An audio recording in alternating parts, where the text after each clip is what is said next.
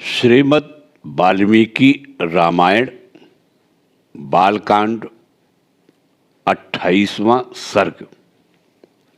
जय सिया राम। विश्वामित्र का श्री राम को अस्त्रों की संहार विधि बताना तथा उन्हें अन्यान्य अस्त्रों का उपदेश करना, श्री राम का एक आश्रम एवं यज्ञ स्थान के विषय में मुनि से प्रश्न। उन अस्त्रों को ग्रहण करके परम पवित्र श्री राम का मुख प्रसन्नता से खिल उठा।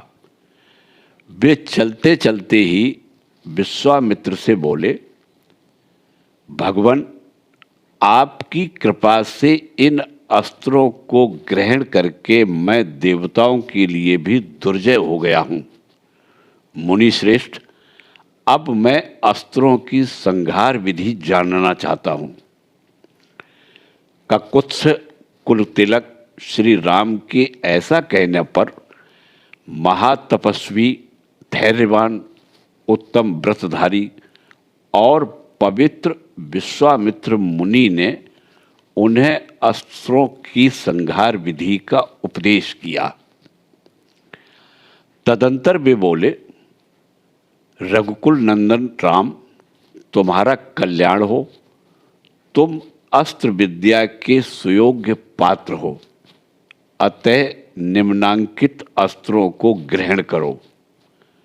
सत्यवान, सत्यकीर्ति, धृष्ट, रभस, प्रतिहारतर, प्रांगमुख, अवांगमुख, लक्ष्य, अलक्ष्य, दृढ़नाभ, सुनाभ, दशाक्ष, शतवक्ष, दस शीर्ष, शतोदर, पद्मनाभ, महानाभ, धुंधुनाभ, स्वनाभ, ज्योतिष, शकुन, नैराश्य, विमल, दैत्यनाशक, योगंधर और विनेन्द्र, सुचिबाहु, महाबाहु, निष्कली, विरूच, सार्चिमाली, धृतिमाली, वृत्तिमान, रुचिर, पितृ, सोमनस, विधूत, मकर,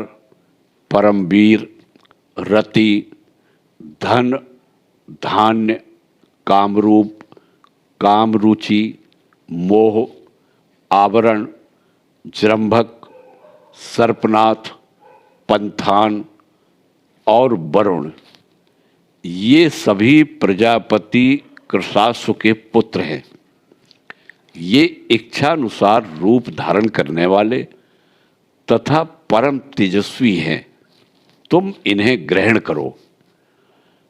तब बहुत अच्छा कहकर श्री रामचंद्र जी ने प्रसन्न मन से उन अस्त्रों को ग्रहण किया।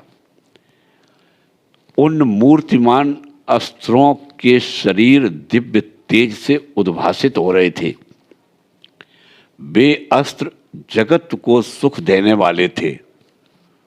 उनमें से कितने ही अंगारों के समान तेजस्वी थे, कितने ही धूम के समान काले प्रतीत होते थे तथा कुछ अस्त्र सूर्य और चंद्रमा के समान प्रकाशमान थे।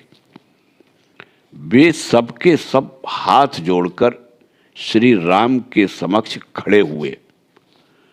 उन्होंने अंजलि बांधे मधुर वाणी में श्री राम से इस प्रकार कहा, पुरुष सिंह, हम लोग आपके दास हैं। आज्ञा कीजिए, हम आपकी क्या सेवा करें।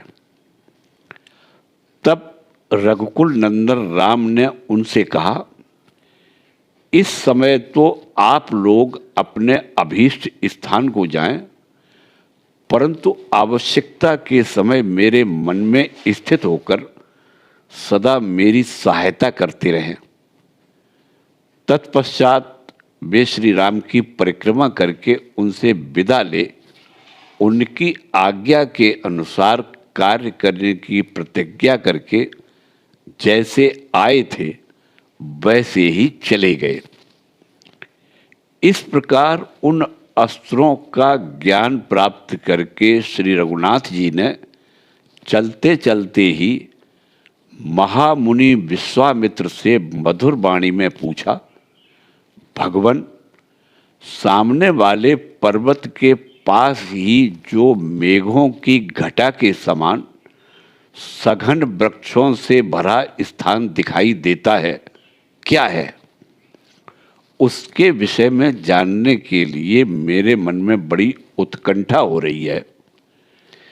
यह दर्शनीय स्थान मृगों के झुंडों से भरा हुआ होने के कारण अत्यंत मनोहर प्रतीत होता है। नाना प्रकार के पक्षी अपनी मधुर शब्दावली से इस स्थान की शोभा बढ़ाते हैं। मुनि श्रेष्ठ, इस प्रदेश की इस सुखमयी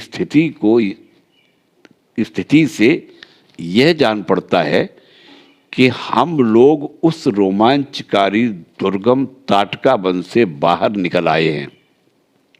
भगवन, मुझे यह सब कुछ बताइए, यह किसका आश्रम है? भगवन महामुने, जहाँ आपकी यज्ञ क्रिया हो रही है, जहाँ वे पापी, दुराचारी, ब्रह्म हत्यारे, दुरात्मा राक्षस आपके यज्ञ में विघ्न डालने के लिए आया करते हैं, और जहाँ मुझे यज्ञ की रक्षा तथा राक्षसों के वध का कार्य करना है, उस आपके आश्रम का कौन सा देश है? ब्राह्मण, मुनिश्रेष्ठ प्रभो, यह सब मैं सुनना चाहता हूँ।